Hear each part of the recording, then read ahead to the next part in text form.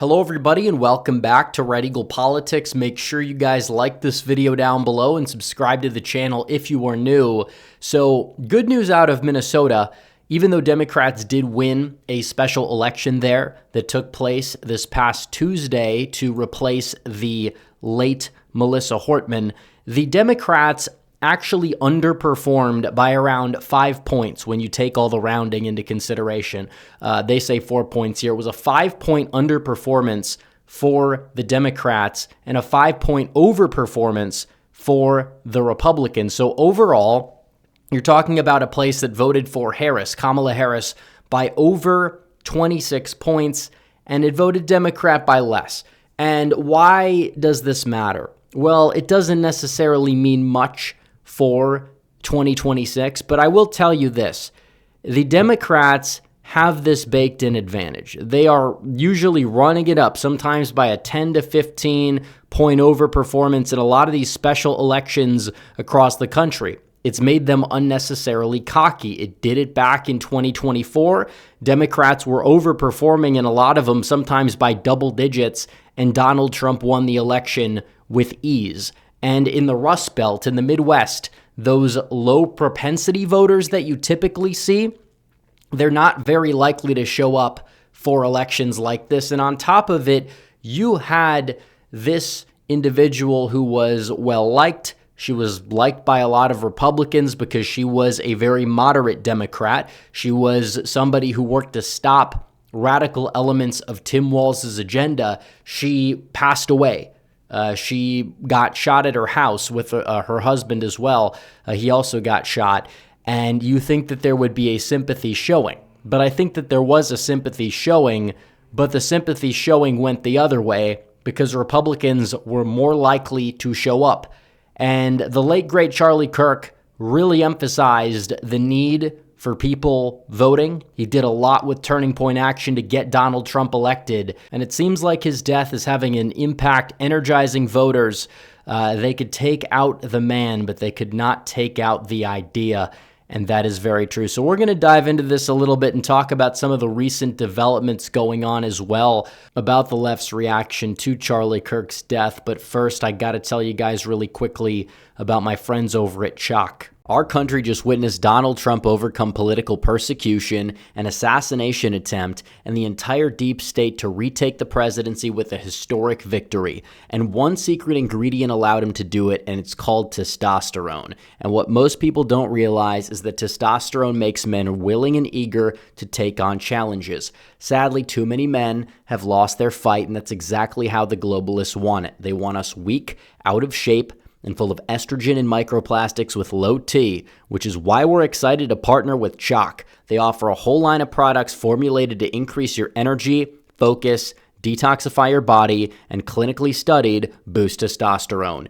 Ingredients in the Chalk Male Vitality Stack have been clinically studied to boost free testosterone in 87% in just 21 days.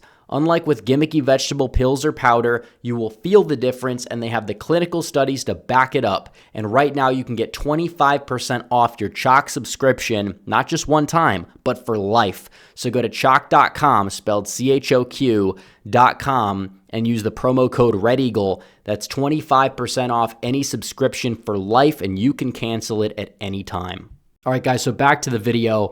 Republicans with a rare overperformance, not only in a special election, but in a Rust Belt special election. This kind of came out of nowhere. Not a lot of people were expecting it. I don't think it necessarily means a whole lot for 2026, but it's not a bad sign because it shows that Republicans look at what is happening and they are becoming more engaged. They're becoming more energized, and that's really what they need to do, because it is true that in the midterms, if you want to win, if you want to beat these people, the same people who had a horrific response to what happened with Charlie Kirk, if you want these people to not have power, you have to show up. And that's something that Charlie Kirk put a lot of time and a lot of energy into with Turning Point Action.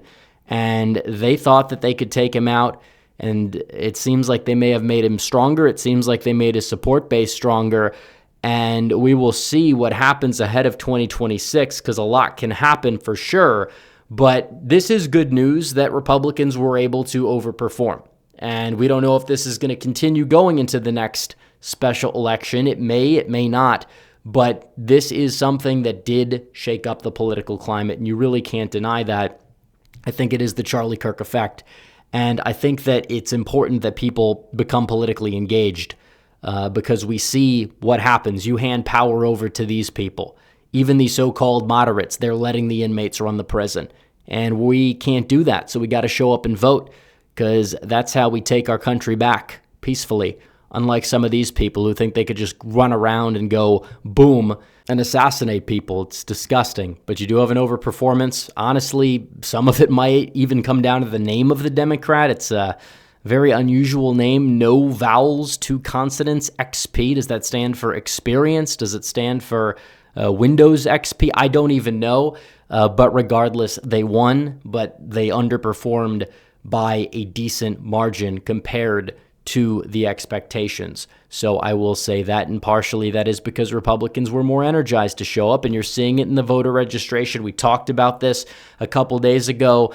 A lot of this was post-Kirk, but Republicans gained 1,000 net voters in Pennsylvania. They got some Democrats who were probably fed up with the party to switch their registrations, even though a lot of those did likely vote for Donald Trump in 2024. It still raises your floor. Now you know what voters you need to target in the fold to get them out and voting.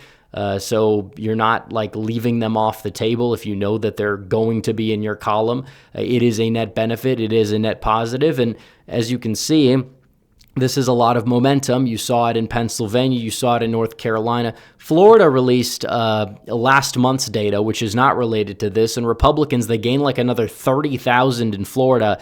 It's absolutely insane because I think a lot of people are fed up. They're fed up with the left. They're fed up with the media. They're fed up with the narrative. And that is why the country is changing. That's why the culture is changing. Cancel culture of the left is gone. It is. In fact, the left, they're the ones being held accountable, not for posting an edgy joke 10 years ago, no, but for doing things that are just objectively unhinged, like celebrating violence. And a lot of these people are like in the fields of education and they're in the medical field. And it's like, do you want these people treating patients? Do you want these people, teaching or indoctrinating children? Of course, the answer is no. So this is not cancel culture. This is actual accountability, not for differences of opinion, but for the glorification of violence. And Jimmy Kimmel, and we talked about this in yesterday's video, he officially was let go from ABC, or they put him on indefinite suspension with no plans to bring his show back because of a monologue that he had where there was a strong implication that, he was blaming Donald Trump for what happened to Charlie Kirk, or implying that the perpetrator of the assassination happened to be a MAGA right-winger, which made zero sense. Now, he could try to weasel his way out of it, but if you saw the clip, which we played yesterday, the implication was strongly there. And he's saying we're seeing people hit new lows, actually, which again, and you have people like Van Jones saying this is a red line that has been crossed. I think the red line was crossed the moment Charlie Kirk was killed. I think that's when the red line was crossed. A week ago yesterday, that's when the line was crossed, Van and these other people. It's absolutely ridiculous. And the reason why Kimmel really was fired, and nobody's talking about this, has nothing to do with the fact that, the FCC chair said something about it. No, it was because you have the fact that the guy's ratings are in the gutter. Stephen Colbert's show ended. You look at somebody like a Colin Kaepernick, they say he was blackballed. He was benched for Blaine Gabbert. People don't want to take on people that are just very controversial if they're not that good. And this was an excuse for them to put the show on hold more so than anything else. But still, you have these people going out there and whining about cancel culture. I don't want to hear these people whine at all about cancel culture, given how ridiculous they've behaved and how unhinged they've behaved over the past 10 years. And in fact, what we saw on September 10th was a form of cancel culture, the worst form of cancel culture, an assassination. Although I think, like I said, in the long run, you could make the case that this is going to energize more Republicans. Charlie Kirk's clips are going viral. He's living vicariously through his own content that millions of people that probably have never heard of him are consuming and agreeing with, because overall he's just a very persuasive, decent person, and he didn't deserve that, and people can see that, and that's going to grow their attachment to the ideas of Charlie Kirk if they were relatively apolitical before. And they don't understand this. These are the same people on the left. You talk about cancel culture. They removed an announcer named Robert Lee from calling a Virginia football game after Charlottesville because they were, panicking that people would confuse him with Robert E. Lee. This is Robert Lee. Robert Lee is Asian. He does not look like Robert E. Lee, and they basically pulled him from the game because of the fact that it would offend people. That's the left's cancel culture. And they cancel people over dumb, innocuous things, and they at the same time will just throw a temper tantrum if they ever get any repercussions for their objectively horrible behavior. You can't even equate the two. Now, you could say, well, this monologue wasn't enough on its own, but at the same time, we understand how the call goes the other way. We do. You look at this right here. Jimmy Kimmel said this on October 31st, 2024. He said, if you want to vote Trump, vote late, vote very late. And then he said, do your voting on Thursday or maybe Friday. So again, you had a meme that was posted by an account ahead of 2016 that basically said, the voting day is this day. And that person was put in jail by the Biden DOJ. But Jimmy Kimmel, he gets to walk free. Yeah, if you want to talk about the things that Jimmy Kimmel has done, you want to apply the same standard that he wanted to be applied. Yeah, I think a cancellation of a show, that's light compared to a jail sentence. But wait, there's more. Jimmy Kimmel, he celebrated Tucker Carlson getting fired from Fox. Why was Tucker Carlson fired from Fox? Did he glorify violence? No. Oh, wait, he had staffers that would debate if Gretchen Whitmer or Tudor Dixon were hotter, and then you had one of these feminist type of liberals that for some reason worked for Fox that just doesn't want people having fun because she's miserable, and then complained about it. And then Fox was probably also looking for a reason to get rid of Tucker, not because of ratings, but because he was a more anti-establishment voice ahead of the 2024 Republican primary. And what did they exactly do? They got rid of Tucker Carlson. So again, these people celebrated that. These people celebrated many cancellations. And I don't know about Kimmel himself, but you had, Roseanne get canceled, or show got canceled, or they killed off her character because of a tweet that she made where they claimed it was racially insensitive because she compared Valerie Jarrett, who worked in the Obama administration, to a movie character that was played by a white woman.